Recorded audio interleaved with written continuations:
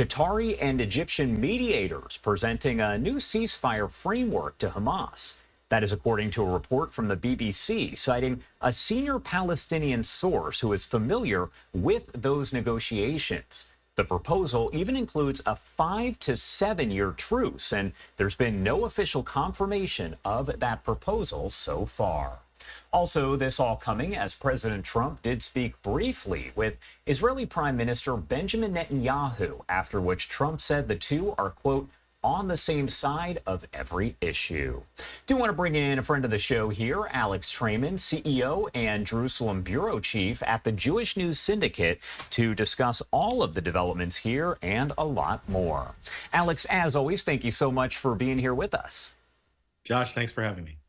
All right, so first off, do want to talk about this conversation between President Trump and Prime Minister Netanyahu.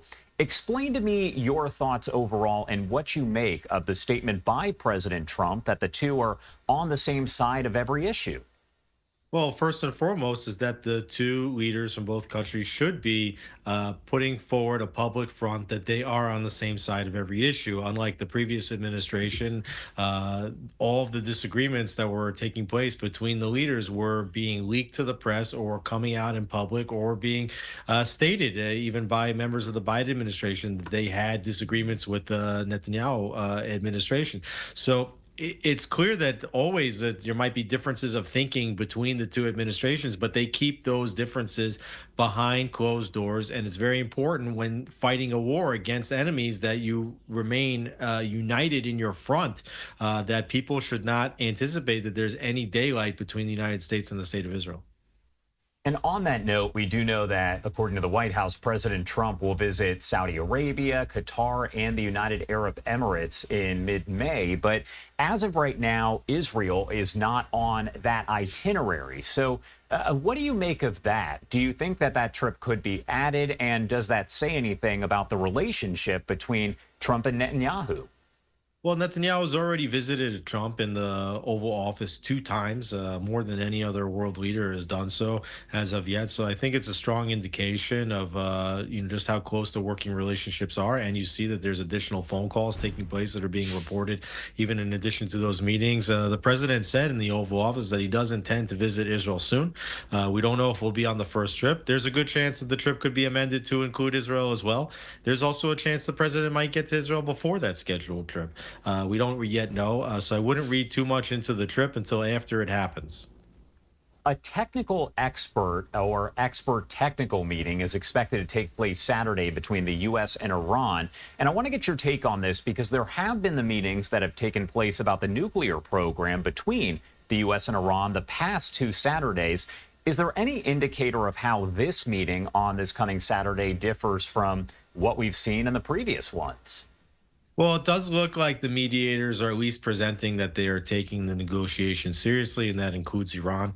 When we talk about technical meeting or experts meeting, obviously the devil is in the details of any type of agreement, and that is not good. Those details are not going to be ironed out necessarily by the top negotiators. That's where experts are going to come in, and specifically when it relates to the very complicated sanctions regime that's been put on the Iranians. It's being reported that the Iranians want to know, for various commitments that they might take with regard to the nuclear program, what type of sanctions relief that they could get. So this is where it's being reported that the technical meeting is going to be focused on.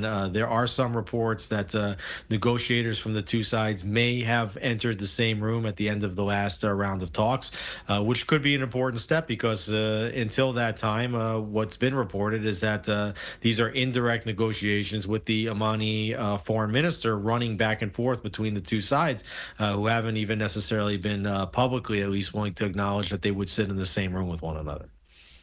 One thing that's interesting is we did hear from several reports there by Hebrew media that the Israeli Air Force was conducting drills at some point this week, basically looking at an attack that could happen from Iran. Is there any sort of imminent threat? Is there any sort of information that's been released that Iran could once again attack Israel? I know that's always a possibility, but is there maybe some intelligence that makes it seem as though that could happen today, tomorrow, in the coming days?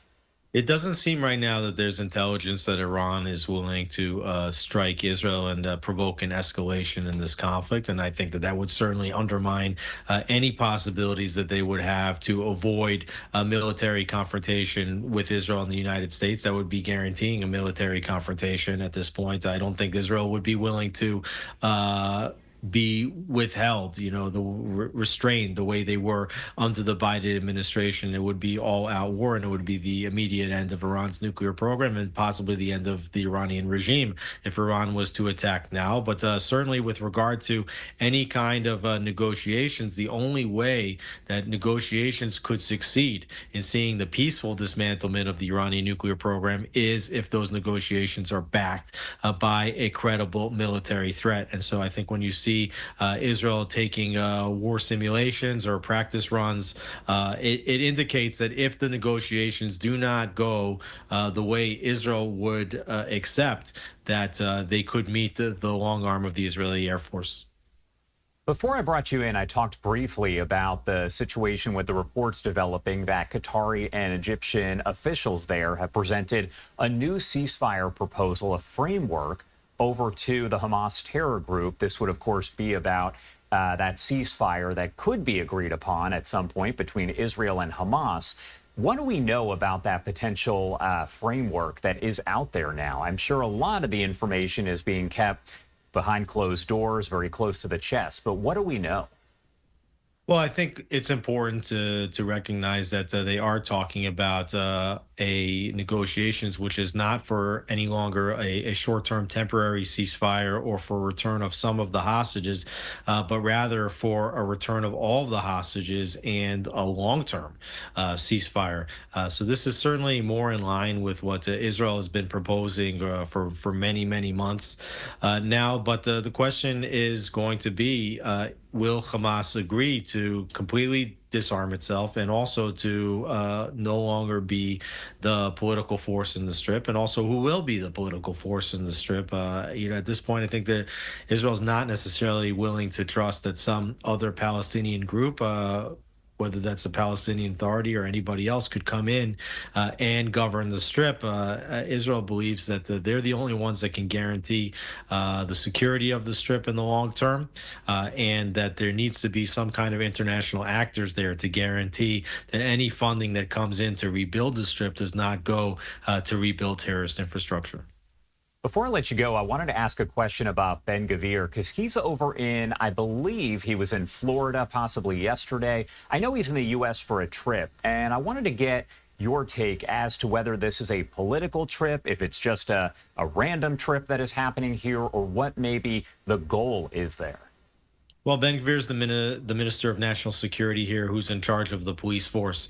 And he's going on a trip to meet professionals, policy professionals, both on the local level and on the national level, to learn more about policing techniques, figuring out if the Israeli police is operating in accordance with norms in other democracies. Ben-Gvir was a bit of an outsider who was coming in to sort of reform the police. However, under the previous administration and the Biden administration, he really wasn't going to be welcomed with open arms. And so it's only now that President Trump is in office and you have a conservative administration in the United States that they're much more willing to accept a visit from Ben-Gvir, who's been pegged as one of the more controversial politicians in Israel.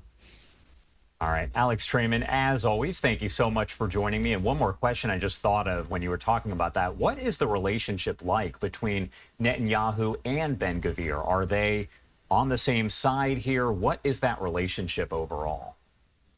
Well, the Israeli politics are contentious always, and I would say that there's a lot of politicians that might not be best friends with their coalition partners. But for Netanyahu and for Ben-Gvir, the relationship is an important one. Ben-Gvir had taken his party out of the government when Prime Minister Netanyahu declared a ceasefire in the Gaza Strip. Ben Gvir has believed that what the prime minister has said about total victory is very important, and that the only way to guarantee that on October 7th doesn't happen again is to continue the military pressure until Hamas completely leaves the strip and is disarmed militarily. His rejoining the government at the end of the ceasefire what really strengthened Netanyahu's coalition significantly, and the government is now a very broad right-wing majority coalition, and that helps Netanyahu in his bid to affect policy in Israel and to demonstrate both to the domestic audience as well as the international community that he does have a significant and a strong mandate to keep leading the country. All right. Alex Traiman, as always, thank you so much for taking the time to join us and help discuss all of this further. Anything else you want to add? Anything I left out before I let you go? Well, I think it's important to note in the negotiations between the United States and Iran that it's been reported that Ron Dermer, who is Israel's Minister of Strategic Affairs, was actually staying in the hotel in Rome during the process of these negotiations. So while the negotiations are taking place between the United States and Iran, it gives further indication and confirmation of the question you asked me regarding Trump saying that Israel and the United States are on the same page on every issue. Specifically when it comes to the negotiations with Iran, both Israel and the United States are working very, very closely together to make sure that any negotiated outcome is an outcome that Israel's willing to live with. All right. Alex Traiman, as always, thank you so much for taking the time to join us. We appreciate it. Thanks for having me.